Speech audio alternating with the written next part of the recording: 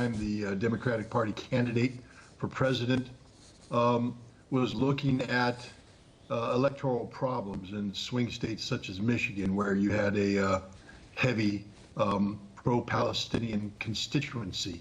And so this was a gimmick. This was a ploy for Kamala Harris and the Biden administration to say, look, we care about the Palestinian people. Look what we're doing.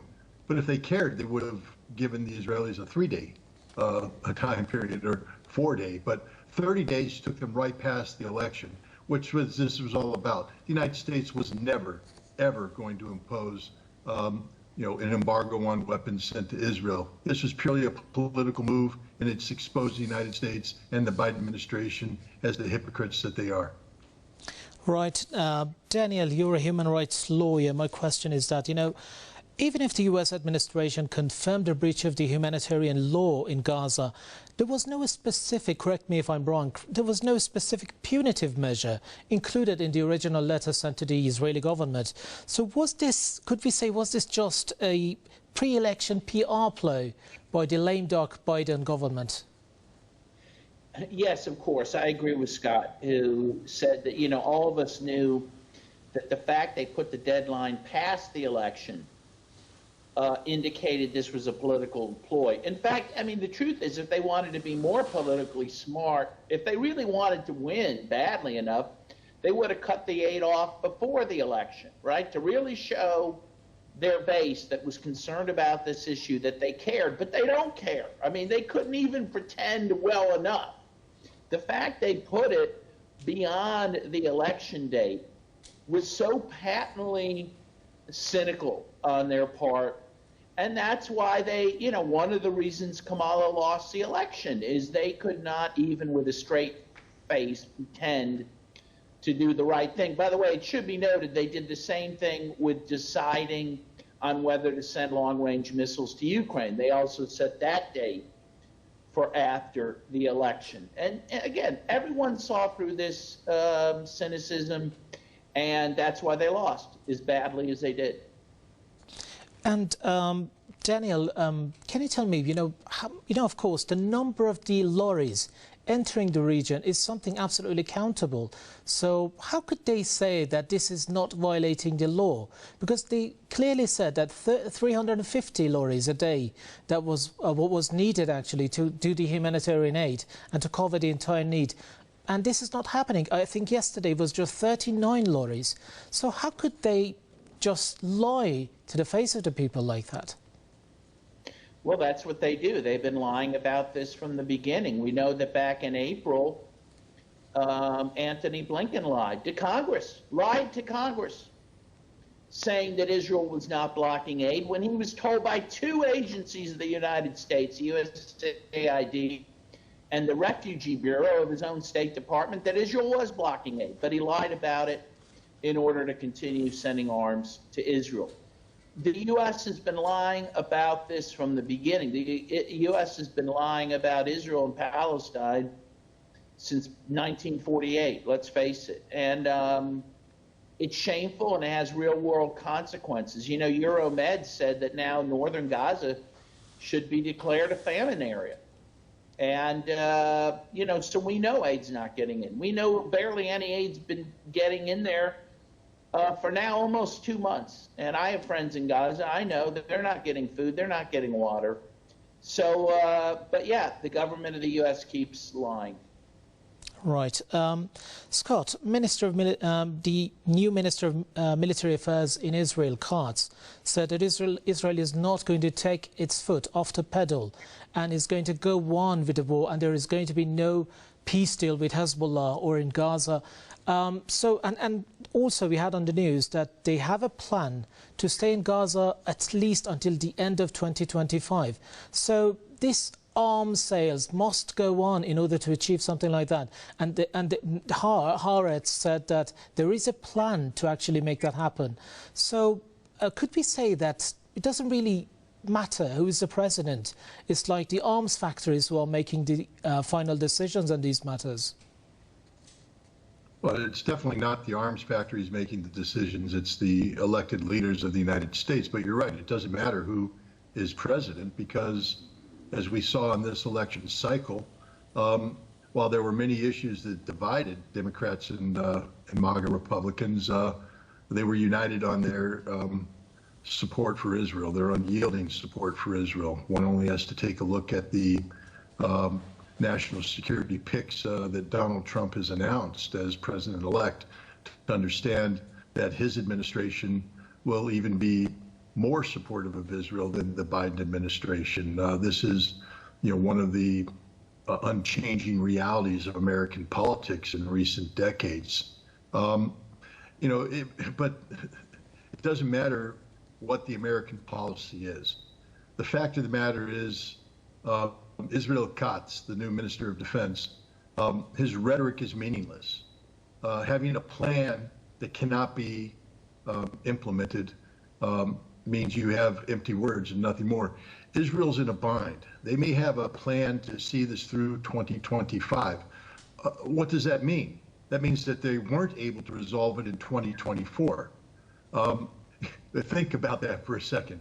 They weren't able to resolve this issue in 2024. Israel is not designed to engage in long-term conflicts such as this. So whatever plan they have is a plan they're making up as they go with no guarantee of success. And indeed, when you look at the myriad of factors out there, a collapsing economy, a society at near civil war tensions, the inability to defeat Hamas, the inability to defeat Hezbollah, Iran able to impose its will, military will on Israel anytime it chooses, I would put money on the fact that the Netanyahu government collapses long before this 2025 plan reaches fruition. Right. Daniel, Anthony Blinken said that Israel, by its own standards, has achieved whatever it had planned to achieve in Gaza. So now would be a really good time to end the war. But what is it that the Israelis are really after, other than an annexation, of course? Yeah, they want genocide. They want to get rid of the Palestinian people, not just in Gaza, but now in the West Bank. They've made that clear. They want to fully annex the West Bank beginning next year. Of course, they're already killing people in the West Bank. This is about ethnic cleansing and genocide. Murder is the goal. Murder of civilians is the end, and that's what they're doing. And now they're extending that to Lebanon, where they're trying to totally depopulate, parts of southern Lebanon. This is a gruesome situation. We know what they intend to do, and it's to wipe out the Palestinian people as a people. That is what genocide is. And of course, Scott, again, we have been hearing all the international community, many members of the international community condemning the attacks, the genocide and everything. But what can actually they do in order to stop this? What feasible thing is there for the international community, led by the UN, to actually make a stop, put a stop to this? Well, the first thing is to turn words into action. Sever all diplomatic relations and all economic relations with Israel, declare Israel to be a pariah state, shut down Israeli diplomatic missions across the world, shut down Israeli businesses across the world, and then come together and impose a de facto economic blockade against Israel and back this up with the potential of military force. We're talking about one of the most horrific crimes being committed against all of humanity in modern times, the active ongoing genocide of the Palestinian people. It's high time that the Arab world unite, because there before the grace of God go they. If Israel gets away with this genocide of the Palestinian people and this partial genocide of the Lebanese people, they will take the same template and apply it to Jordan, to Syria, to Iraq, to Iran, to Egypt. And this is the reality. We are not talking about a rational state actor here. We're talking about an irrational apartheid state that treats every non-Jew as a human animal, less than human, therefore justifiable in terms of their slaughter. There is so much the world could do, but they lack the political will to do it. And another question for you, Scott, again. Tell me something, at the same time, that we are speaking, Israeli are adding to their firepower, getting new planes getting new, the THAAD system, all sorts of new military equipments, but at the same time they haven't managed to stop Hezbollah from stopping their attacks, and Hezbollah is actually intensifying its attacks with much more tangible achievements in the region. So how come are they continuing with this ground operations, airstrikes? You know, what will be the end in Lebanon for them? Well, the end in Lebanon will be defeat. This will be the third time and perhaps maybe the last and decisive time that Hezbollah defeats the Israeli Defense Force or the Israeli Occupation Force, depending on semantics. Hezbollah has been preparing since 2006, the last time Israel and Hezbollah fought a major action against one another for this fight. That's 18 years of preparation. And they are showing this right now. They are fully cognizant of Israel's military capabilities. They have prepared defenses that are able to absorb the Israeli strikes. They have redundancy built in. They have resilience. And it's showing. Hezbollah has not yielded ground in southern Lebanon. They are fighting back and making the Israelis pay an extraordinarily high cost. And as you said, they are now beginning to unleash new weaponry. Israel claimed to have destroyed Lebanon's long-range ballistic missile capabilities. Hezbollah is showing that that is not the case. And the longer this conflict goes on, the more Hezbollah will reveal additional capabilities until all of Israel will be subjected to very accurate strikes by Hezbollah rockets and missiles.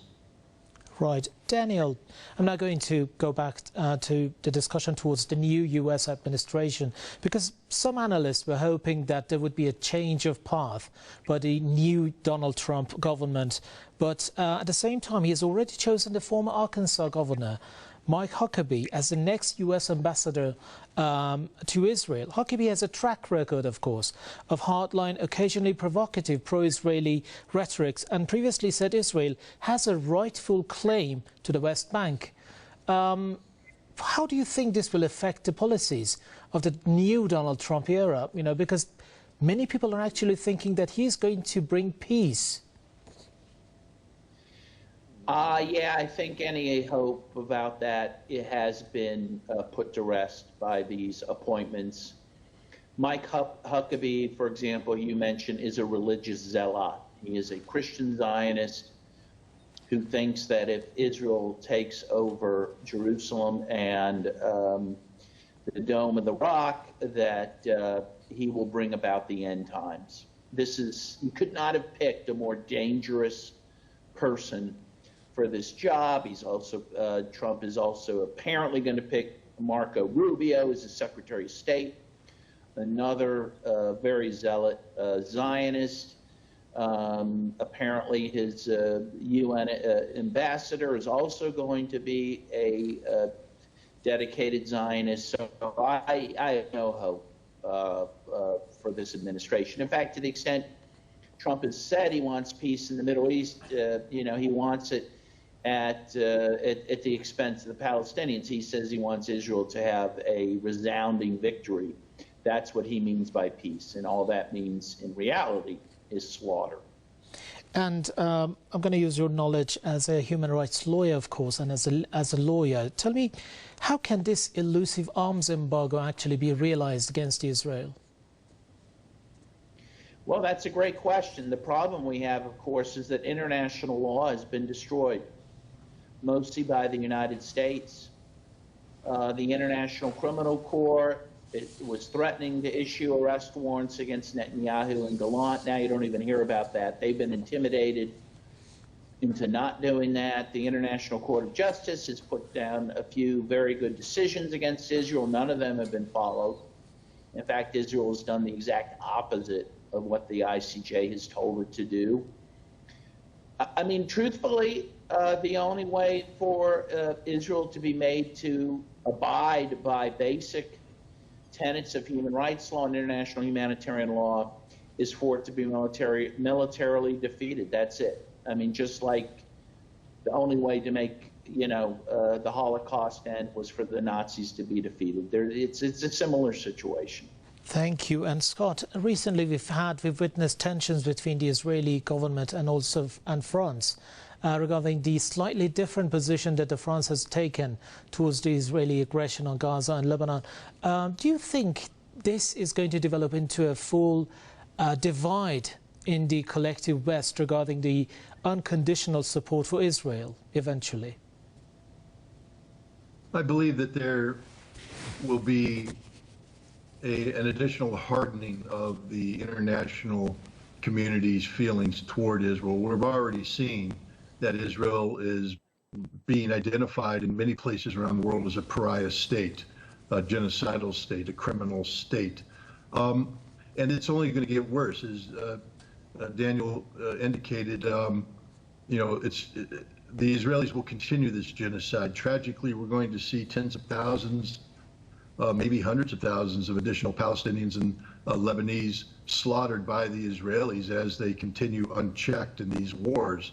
The only way to bring an end to this fighting is through the military defeat of Israel. But the military defeat of Israel can be assisted and facilitated through meaningful diplomatic intervention. And as nations like France become frustrated with Israel and Israel's actions and the inability and unwillingness of the United States to intervene, I believe you're going to see them take additional actions. I mean, just to give you an example, you could deny American resupply flights overflight rights.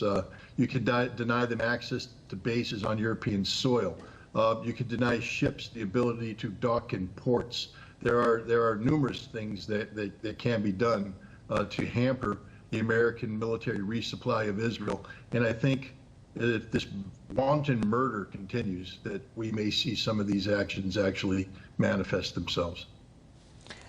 Daniel, regarding the unconditional support of the collective West for Israel, we have witnessed a lot of rogue actions towards the international community by the Israeli regime. For example, Mr. Guterres being called persona non grata, or the positions, the stances that the Israeli regime and Netanyahu in particular have taken against all European governments that have kind of tried to criticize their actions in the region. Could we say that this is kind of, this is the European countries, the collective West, has brought it upon themselves because of that unconditional support? Well, yes, of course. They've turned the other way, as you say, even when they themselves have been attacked. I mean, Israel has been threatening and even attacking UN forces in Lebanon, and some of them are from Europe, of course. I mean, frankly, let's go back to the USS Liberty, which Israel attacked in the 1960s, killed a lot of U.S. servicemen aboard. The U.S. totally swept that situation under the rug. And in fact, the Israel, give them that type of impunity, they will take that. They will take that inch and go a mile, and that's exactly what you're seeing. Thank you. And Scott, my question is now that how do you think the future of this situation is going to unfold? How do you see the future of this? There are a number of options. One is, will this war escalate further? And what I mean by that, are we going to see Hezbollah and Iran strike Israel in a meaningful fashion? This could change the military and political dynamic of this conflict considerably. If they choose not to strike, then it's a waiting game. And it's one that I believe Israel will ultimately lose, but one which will be measured tragically in the lives of even more Palestinians and southern Lebanese. I believe that Israel has fatally wounded itself. Its international isolation has led to the collapse of its economy. Internally, the struggles taking place within the Netanyahu government, within Israeli society. I remind people that the Israeli president, even prior to October 7th, 2023, was warning that Israel was very close to civil war. Those conditions still exist to this date. Israel is a very unstable nation, ruled by a man who doesn't care about the survival of Israel, but rather the survival of his political legacy. That is Benjamin Netanyahu. And I see Israel collapsing. Now, this will be good for the Palestinian people in the long term, but as I said, the price that they will have to pay in the interim is unbearable. Thank you, Scott. And Daniel, the same question to you. How do you think the situation in the region is going to eventually unfold? Sadly, I see a greater conflagration. You know, Iran recently said that a confrontation with the United States is inevitable now. I think that is correct, again, especially given who Trump's appointments are. I think the world is now bracing for a major conflagration in West Asia. I also agree with Scott. In the long term, I think Israel's doomed. It's doomed itself, but it's going to take a lot of people with it, and maybe a lot of nations with it. It's a very terrible situation. We need peace. We need someone in the White House that wants peace, wants to broker peace. Sadly, Trump is not that person. Thank you so much, gentlemen, for your time. It was a pleasure to have you on the program. Scott Ritter, former UN weapons inspector in Iraq from Bethlehem, NY, and Daniel Kovalik, human rights lawyer who joined us from Pittsburgh, Pasadena. Thank you so much for joining us on the show. And that is the end of another Spotlight. Hope to see you tomorrow.